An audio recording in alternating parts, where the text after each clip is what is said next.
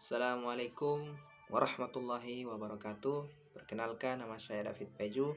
Saya berasal dari kelas A dengan NIM 941424022. Halo teman-teman, pada kesempatan kali ini saya akan menjelaskan beberapa indikator penting dalam bidang ekonomi, yaitu PLS atau Partisipasi Angkatan Kerja, APM atau Angka Partisipasi Murni, TPT atau Tingkat Pengangguran Terbuka, dan PE atau Pertumbuhan Ekonomi. Indikator-indikator ini sering digunakan oleh pemerintah maupun peneliti untuk menilai kondisi perekonomian suatu negara. Jadi, memahami konsep ini bukan hanya penting untuk akademis, tetapi juga untuk melihat gambaran nyata serta perkembangan ekonomi kita dalam sehari-hari. Yang pertama adalah PLS, Partisipasi Angkatan Kerja. Nah, partisipasi angkatan kerja adalah seberapa besar ataupun ukuran penduduk usia kerja yang benar-benar masuk ke angkatan kerja. Angkatan kerja terdiri dari dua kelompok utama, yaitu orang yang sedang bekerja dan orang yang aktif mencari pekerjaan. Sedangkan penduduk usia kerja adalah semua orang dengan usia produktif, biasanya 15 tahun ke atas. Jadi, rumusan sederhananya PLS sama dengan jumlah angkatan kerja dibagi jumlah penduduk usia kerja dikali 100%.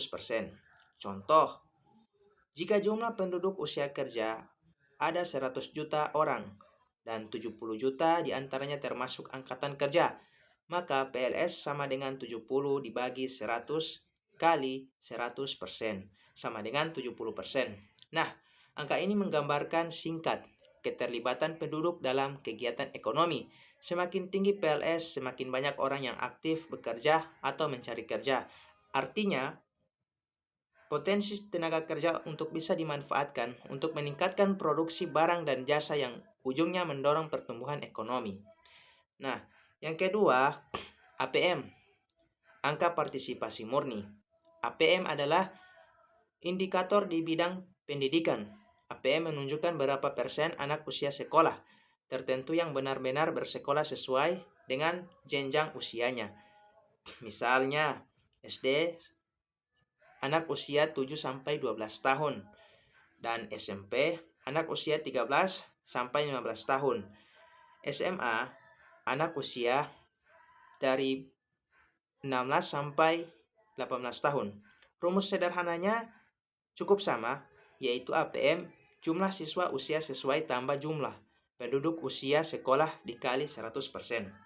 Contoh, jika ada 10 juta anak di usia SD dan 9 juta diantaranya benar-benar bersekolah di SD, maka APM SD sama dengan 9 bahagi 10 kali 100% sama dengan 90%. APM yang tinggi menunjukkan bahwa sistem pendidikan berjalan baik dan mampu menjangkau mayoritas anak pada usia yang tepat dalam jangka panjang. Semakin tinggi angka APM, semakin baik pula kualitas sumber daya manusia yang dihasilkan. Kualitas SDM inilah yang nantinya akan menentukan produktivitas tenaga kerja dan mempengaruhi pertumbuhan ekonomi.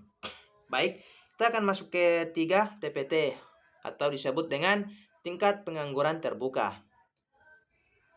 Tingkat pengangguran terbuka adalah persentase jumlah pengangguran dibandingkan dengan total angkatan kerja. Yang dimaksud pengangguran di sini adalah orang yang sama sekali tidak bekerja, tetapi sedang mencari kerja atau mempersiapkan usahanya dalam mencari pekerjaan.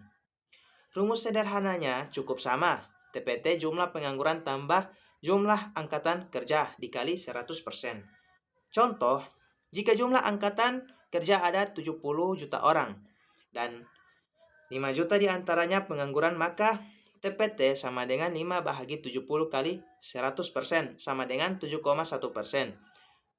Angka ini penting karena mencerminkan seberapa efisien pasar tenaga kerja dalam menyerap penduduk yang ingin bekerja. Jika TPT terlalu tinggi, artinya banyak tenaga kerja tidak terserap, dan hal ini biasanya menjadi beban bagi perekonomian.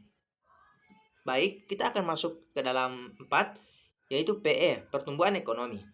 Pertumbuhan ekonomi menggambarkan kenaikan nilai barang dan jasa yang diproduksi suatu negara dari tahun ke tahun.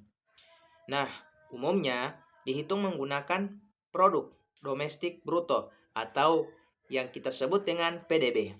Rumus sederhananya, PE sama dengan PDB tahun ini dikurang PDB tahun lalu, tambah PDB tahun lalu dikali 100%.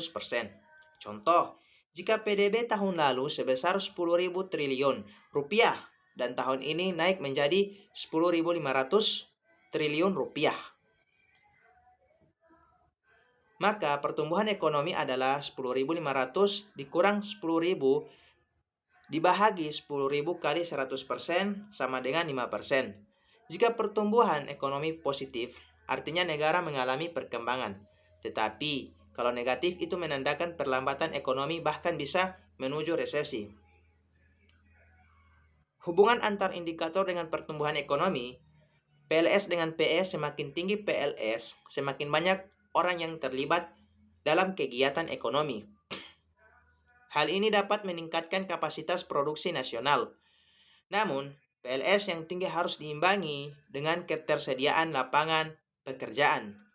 Jika lapangan kerja terbatas, PLS tinggi justru bisa memunculkan pengangguran. TPT dengan PE, jika TPT tinggi, maka banyak tenaga kerja tidak produktif. Nah, akibatnya pertumbuhan ekonomi bisa terhambat. Oleh karena itu, menurunkan angka pengangguran menjadi salah satu prioritas paling penting dalam kebijakan ekonomi. APM dengan PE, APM yang tinggi berarti lebih banyak anak yang bersekolah tepat waktu. Pendidikan yang baik akan menciptakan tenaga kerja yang terampil dan berpengetahuan. Dalam jangka panjang, ini akan meningkatkan produktivitas tenaga kerja dan akhirnya mendorong pertumbuhan ekonomi.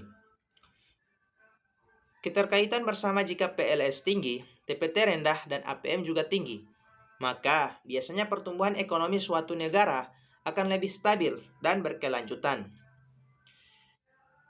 Ketiga indikator ini saling melengkapi. Partisipasi kerja memastikan tenaga kerja tersedia, pendidikan memastikan kualitas SDM, dan pengangguran rendah memastikan tenaga kerja produktif terserap dalam perekonomian. Dari penjelasan ini, kita bisa menyimpulkan bahwa indikator PLS, APM, TPT, dan PE saling berkaitan erat. PLS dan APM yang tinggi akan memberikan dampak positif terhadap pertumbuhan ekonomi. Sedangkan TPT yang tinggi akan memberikan dampak negatif. Oleh karena itu, sangat penting bagi pemerintah dan masyarakat juga tentunya untuk bersama-sama meningkatkan akses pendidikan, membuka lapangan kerja yang luas, serta memastikan penduduk usia kerja dapat berkontribusi dalam pembangunan ekonomi. Sekian dari saya. Wassalamualaikum warahmatullahi wabarakatuh.